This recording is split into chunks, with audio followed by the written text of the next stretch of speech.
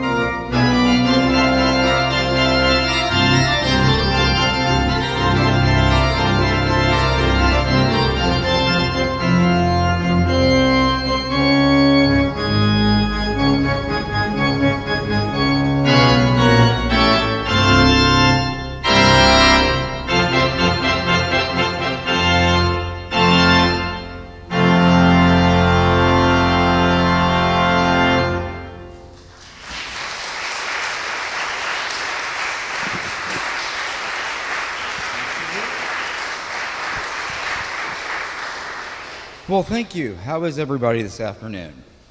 It's good to see a lot of people here because your weather's nice. After the hot afternoon practice I had here yesterday, which got pretty, closer. Organists don't do the mic thing that often. It was kind of hot, so I thought, well, either you'll stay home and stay on the patio or you'll come out this afternoon. So it's good to see every one of you. So this morning was weird. This is the first Sunday that I've had off up in Vancouver, I figured out, for 2.5 years, because coming off of COVID and building a new staff and all of that has been really a lot of work and tough. And I thought, I've been places and played. I guess it was Balboa Park, actually, a year ago when I was gone. So that was the first one officially. So I watched our service on stream. That is something I don't get to do. And I thought, gosh, now what do I do? Because it went well. Dr. J. Bon Huang was my sub. She now lives in Portland, So your former First Methodist organist was at my church this morning. So that just shows you how small of a world the organ world is. But it's great to be here. I've got the first part of this program will be some repertoire pieces and classical pieces that are known to organists more than congregations usually, but to represent different styles of music. The next one is by the famous J.S. Bach. The first piece I played was a concerto that I wrote because there's a lot of music. When I talk about the Baroque period, that's the early 1700s and then late 1600s period. The period after it, which is where Mozart comes from, Haydn, those composers did not do a lot for organ. And I attribute that to violinists, because string players kind of took over the role that organ had played up at that point. So there's a lot of chamber music, a lot of orchestra music from the classical period, but not as much for organ. So I decided to write one. So that's what that was. This next piece is Bach's Concerto in D minor. And it's based on a theme by Vivaldi, who of course lived in Italy. Bach was in Germany. And he had traveled at one point, met Vivaldi, loved what he was doing, and went back. Now the piece was originally for string orchestra and a tiny little organ with one keyboard. That was what this would have been played on. So you'll hear the difference between the big sound, which would have been the orchestra players, and then the more fluty kind of sound would have been the tiny portative organ. And so he went back for, like I said, for string players originally. So Bach went back to Germany, and as a German thought, I can play this whole thing myself. So that shouldn't surprise you, knowing Bach's body of work that he wrote. And so he wrote out Vivaldi's piece as an organ solo. And that's what this concerto is. So it's Bach being a show-off, basically. And watch me screw it up now. That's what's going to happen after that talk. But so it's his take on the Vivaldi concerto in D minor and then done as an organ solo.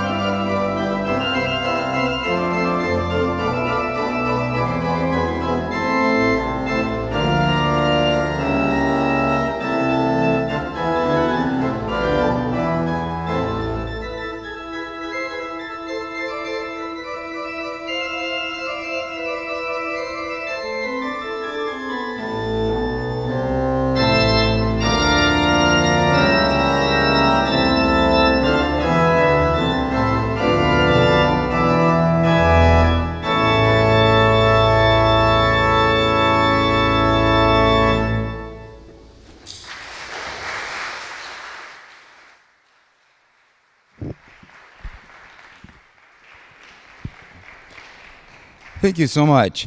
So if you ask any classical organist if they like French organ music, usually the answer you'll get is yes. Uh, in the 1800s and then throughout the, I guess, 20th century, now it's 21st century, which that just makes me feel old, frankly.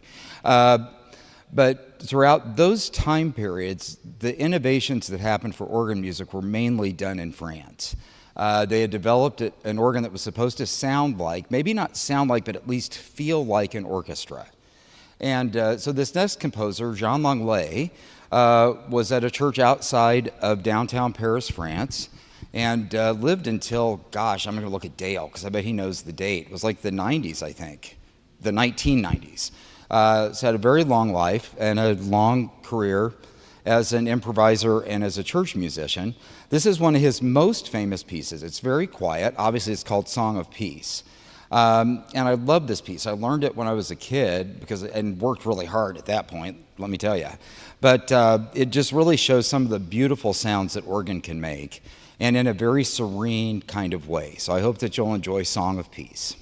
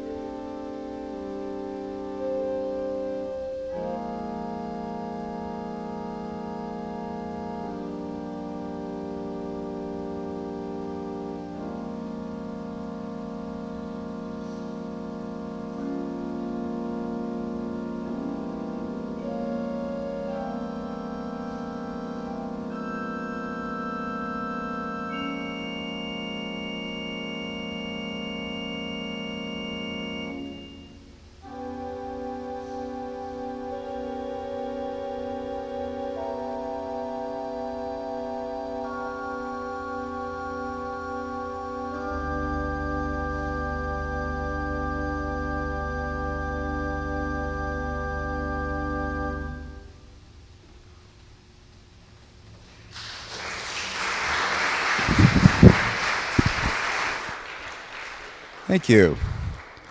That also shows, that was horrifying actually. It shows double pedaling, which is kind of rare, where both feet do something different. It's like a mind game, actually. So anyway, that is a lovely piece. For the last of our historically based pieces now, I would like to go to Max Reger. He wrote in the late 1800s, early 1900s in Germany. And so by that time, even though they revered Bach, we had Felix Mendelssohn. So any of you that are singers, obviously, or choral people, you know, Mendelssohn is a pretty wonderful word and name for choral people. He wrote some wonderful organ pieces.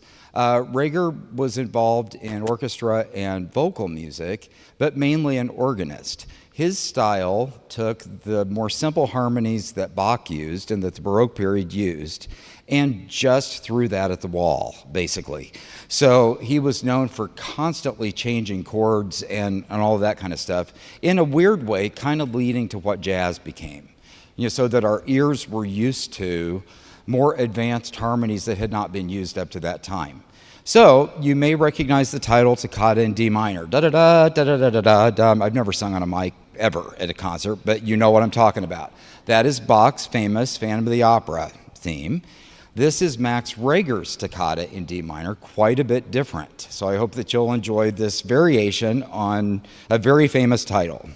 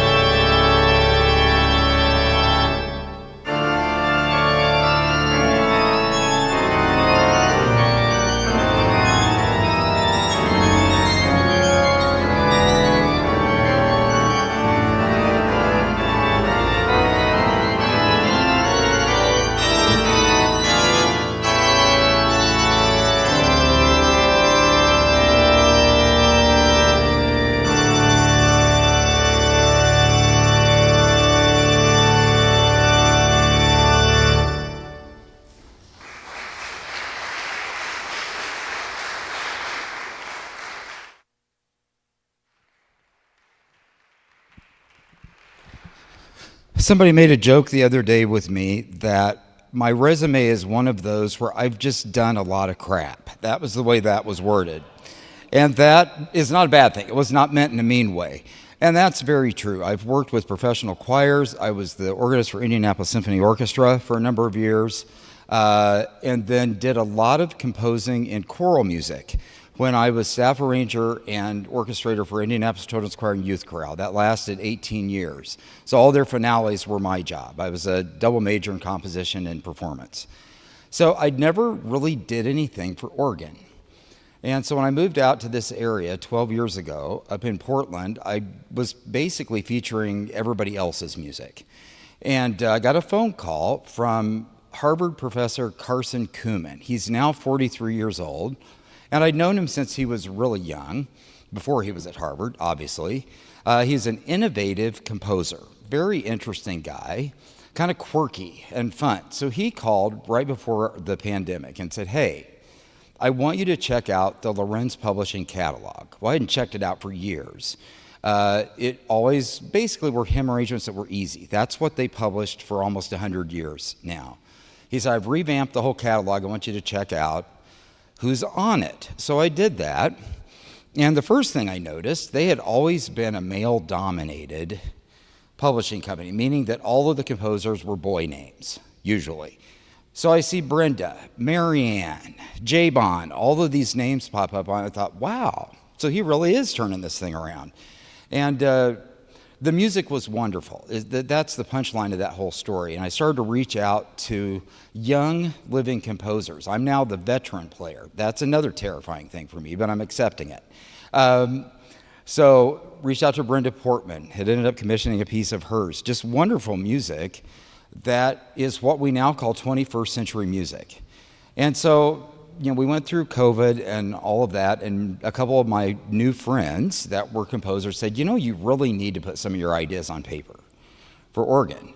So at the end of that, I thought, well, what the heck? I'd had an idea for an arrangement of In Christ There Is No East or West. It had been stirring in my head for like a year. Went down and wrote that out. Have to tell you, from the composer's perspective, I listened to the recording of that probably 100 times, each time waiting for it to stink, basically. I thought, this can't be good. And I've written about 200 pieces now and sent those in and with the same publisher that Miss J-Bon Huang is with. And so this weird new group of friends that I have that write music for church and for organ are some of the coolest people I've ever known, and just doing great things. And I am so fortunate to now be a part of that. This is my second year with Sacred Music Press, Lorenz Publishing. My first book comes out in a month. And they sent the cover design before I flew down here to play for you guys, which is very exciting. So I'm like a little kid at Christmas time with the whole thing. But never knew I was going to really pursue writing for organ, but I love every minute of it. J-Bon Huang is the same way. She didn't really think that she was going to be an organ composer. And then she put out her first book 2 years ago with Carson as the editor. He's our boss.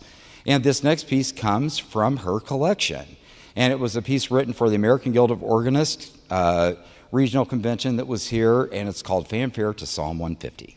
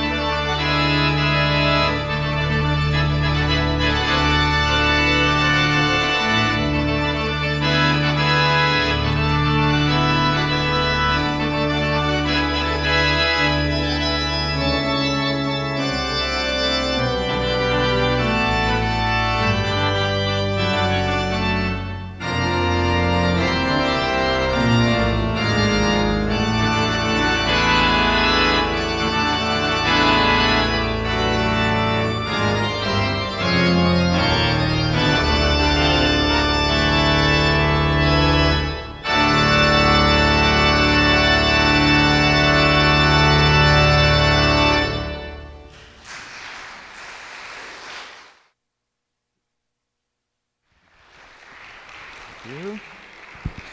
Thank you. I thought since she played at my church this morning, I probably should play one of her pieces today.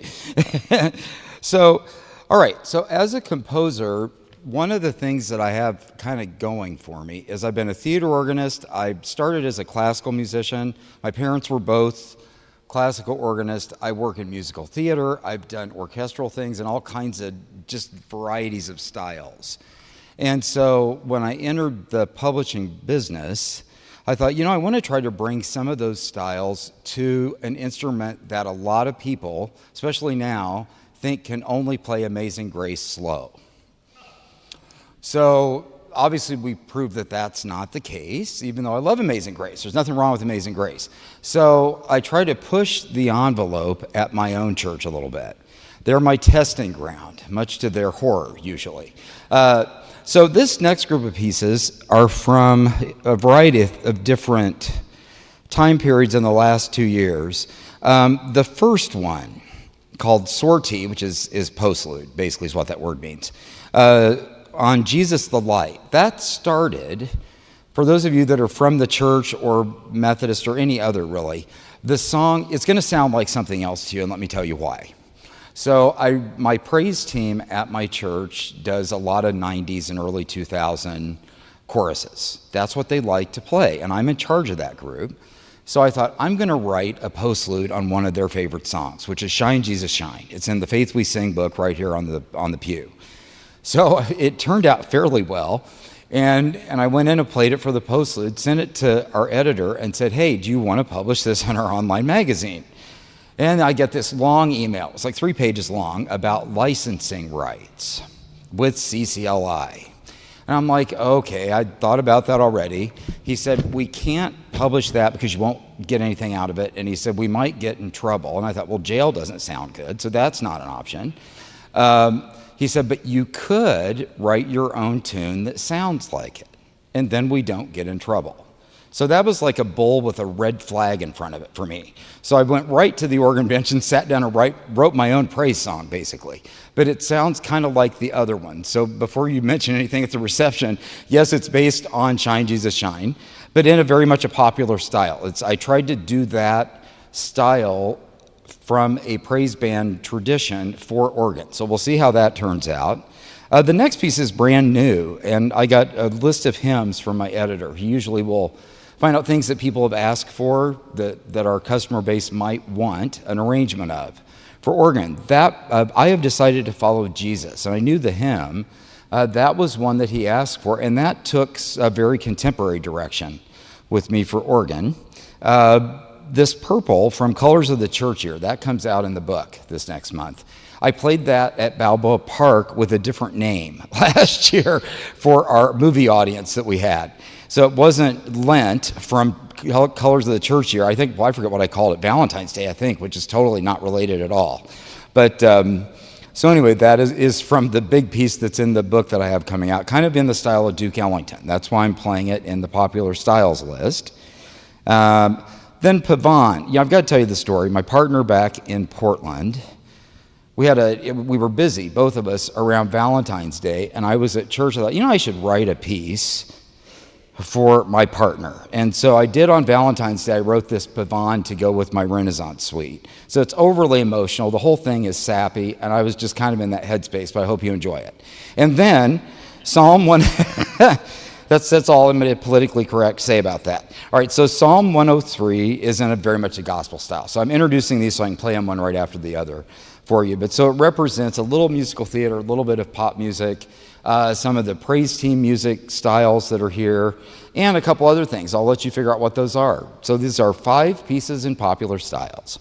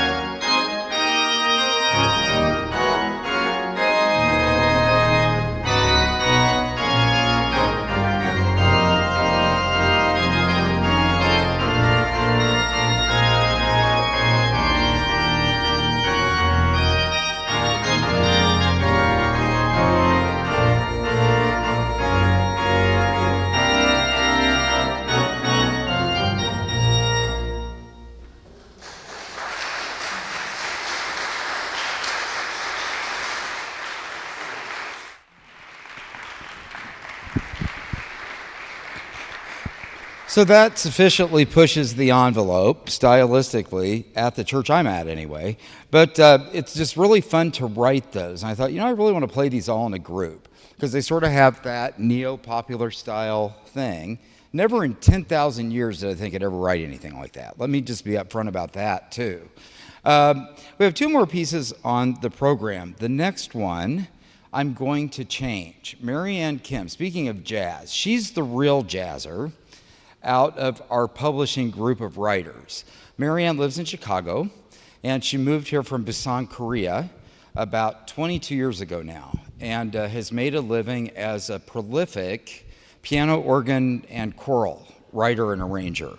And so she was one of the first people that I was intrigued with. Her background, and as she tells it better than I do, her background was, she said she was studying classical organ and playing Messiaen. That's like a hardcore 20th century French composer. She was learning how to do that well, and then she played with a jazz band on weekends, and she said neither one knew that I was doing the other. And then she went on to study jazz and R&B composition, as well as classical, and her mission in the church music world, her first book, this is what it said underneath the title. I think it was Hymns of Faith, and then it said, I'm going to get this wrong now that I'm hot and I'm trying to make myself think about it and I'm getting older. Hymns with a jazz something, or a touch of jazz is what they put on there, which I have since joked with Carson about that. It's like, don't put anything like that on my stuff because it'll just look bad. But so Hymns with a Touch of Jazz was her whole platform. And she now writes music. Like last year when I played over at the park, we did an arrangement. I had her do a Frozen. She did the Frozen arrangement for me. And I said, make this jazzy because she's so good. So I was going to play her Variations on Church in the Wildwood. That's a fabulous concert piece of music that she did for the organist at Denver Symphony. And she has recently written an arrangement of my favorite things from The Sound of Music. So I thought, And I saw a video of her playing it. She sent me a messenger. We're all connected now via internet. It's dangerous, actually. So organists were always kind of locked in a closet for years. And the churches thought we couldn't talk to anybody else. Well, now we have Messenger and Facebook and all this kind of stuff. It's like this close-knit network of geeks is what it is. And I'm about the top of the list with that probably. So at any rate, she did my favorite things. I'd like to play that for you now. It's actually very tricky. And she said, her comment on the phone, she said, I hope you like this and record it for me because she doesn't read as fast as I do. I said, okay, I'll do that. And she said, but it's kind of hard and I made it legit, meaning jazz legit. So I hope that you enjoy this arrangement. I may fall on my face because it's new to me, but we'll get over it, right? You won't tell anybody. The stream will have that on there forever, which is like Sunday mornings. We fall on our face on Sunday. It's just too bad. It's out there anyway. So this is going to be my favorite things. I think Connie wants to make a mention of something to you as well. So there's the...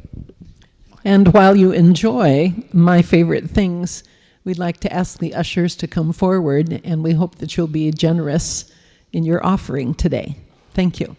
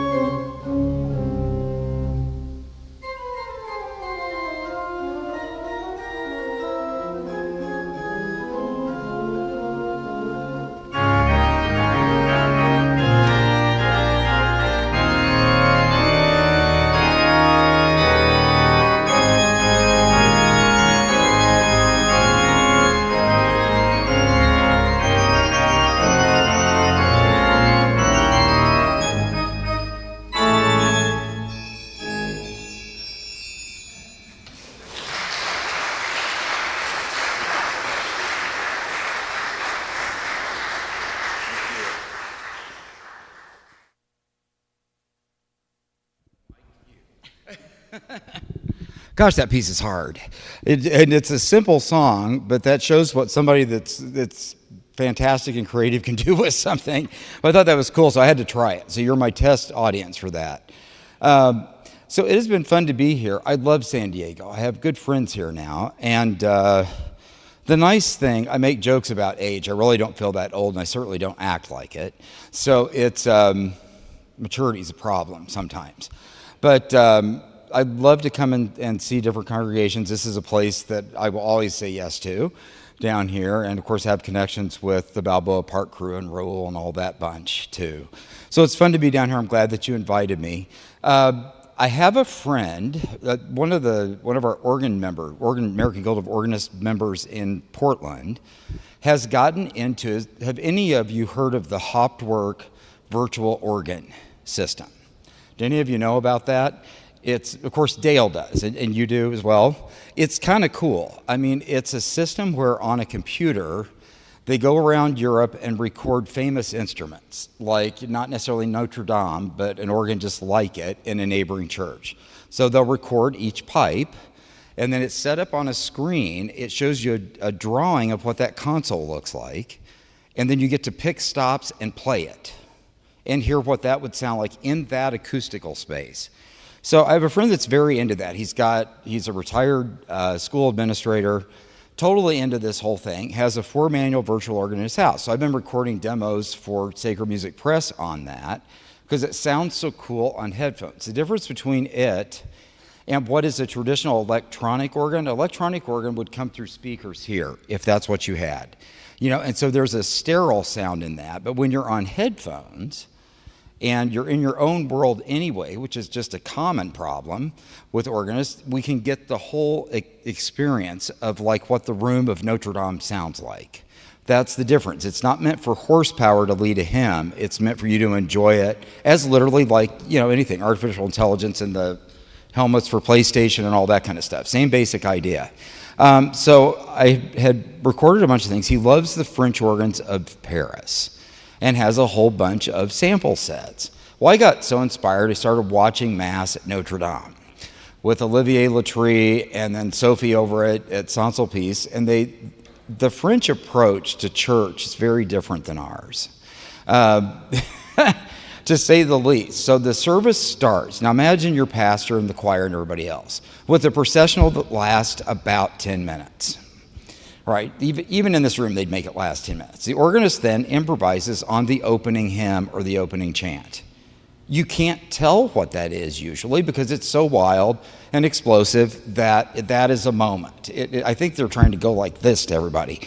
But it's a big tradition in France. All the organ composers have come from this. And so I watched one. It's sad that I watched that for entertainment, right? I'm on the Notre Dame subscriber list. But anyway, there was a chant called God Reigns, and I really liked it, and I looked the music up. It's a cool chant. It's a newer one, not Gregorian necessarily, but it's from a composer in Paris. I thought, I'm going to try write my own French piece and make it sound like it's in a cathedral of France with all the harmonies and all the stuff I learned in college. So when I put this out on my own publishing series, I thought this is the first time I have to write advanced at the top of the piece because it turned out really hard, but I'm going to end the concert with it today. So this is called Improvisation on the American version because my French is horrible. God Reigns, and by me. So enjoy this. Imagine yourself in a French cathedral, and that'll get you through the whole thing. Thank you so much.